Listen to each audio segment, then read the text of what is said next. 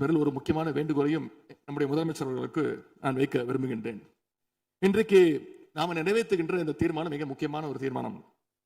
இந்த தீர்மானத்தை கடிதம் மூலமாக ஒன்றிய அரசுக்கு அனுப்பி வைப்பதற்கு பதிலாக தமிழ்நாட்டுடைய அனைத்து சட்டமன்ற கட்சி உறுப்பினர்களும் நாடாளுமன்ற உறுப்பினர்களும் சேர்ந்து ஒரு குழுவாக போய் ஒன்றிய அரசு கிட்ட கொடுத்து நம்முடைய ஒற்றுமையை நாம வெளிப்படுத்த வேண்டும் என்று கேட்டுக்கொள்கின்றேன். அதற்கு திராவிட முன்னேற்ற கழகம் தயாராக இருக்கின்றது.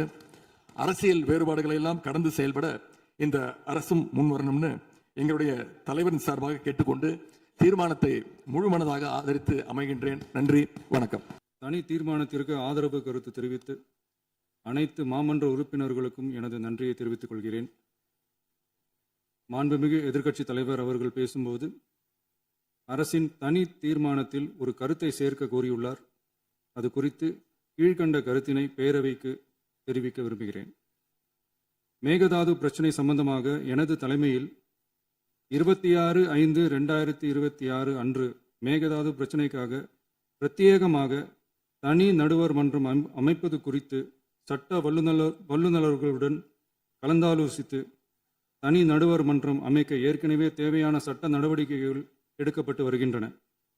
எனவே எதிர்க்கட்சி தலைவரால் அளிக்கப்பட்ட கருத்தினை 4வது பத்திக்கு அடுத்து கூடுதலாக சேர்க்கலாம் என மாண்புமிகு பேரவைத் தலைவர் அவர்களை கேட்டுக்கொள்கிறேன்.